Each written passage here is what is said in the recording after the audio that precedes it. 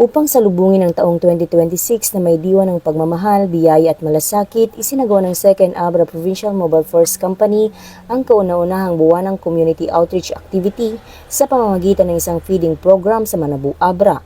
Sa ilalim ng pangangasiwa ni Police Lieutenant Colonel Igan P. Balyangan, Force Commander, at sa pamumuno ni Police Lieutenant Jennifer P. Benebese, PCAD PCO, maagang nagtungo ang mga tao ng 2nd Abra PMFC noong ika-9 ng Enero taong kasalukuyan sa Santo Tomas Child Development Center sa Barangay Santo Tomas, Manabu, Abra.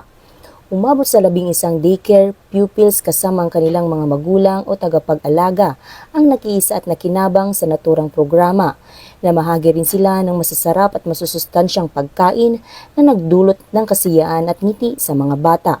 Ipinahayag ng mga guro at magulang ang kanilang taus-pusong pasasalamat at binigyang diin na ang ganitong uri ng aktibidad ay malaking tulong hindi lamang sa pisikal na pangangailangan ng mga bata, kundi pati na rin sa pagpaparamdam ng malasakit at suporta mula sa kapulisan.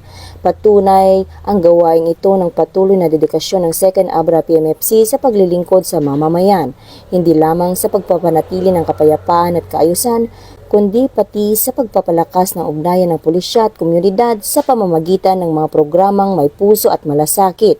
Para sa bagong PNP, para sa bagong Pilipinas, serbisyong mabilis, tapat at nararamdaman. Mula dito sa Abra Police Provincial Office, ako po ang inyong Police News Network Correspondent, Patroluman Maria Ella Garcia, alagad ng batas, tagataguyod ng Balitang Pulis.